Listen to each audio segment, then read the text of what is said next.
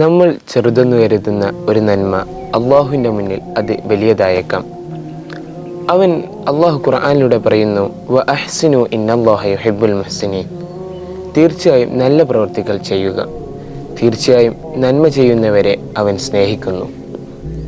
ഒരു വ്യക്തി ഒരു ദിവസം ഒരു വഴിയിലൂടെ നടന്നു പോകുമ്പോൾ ആളുകൾക്ക് ബുദ്ധിമുട്ടുണ്ടാക്കുന്ന രീതിയിൽ ഒരു മുള്ളുള്ള കൊമ്പ് കണ്ടു. അദ്ദേഹം അത് എടുത്തു മാറ്റി. അദ്ദേഹം ആ ചെയ്ത പ്രവൃത്തി വളരെ ചെറുതായിരുന്നു, പക്ഷേ അത് അള്ളാഹുവിൻ്റെ മുന്നിൽ അത് വലിയതായിരുന്നു.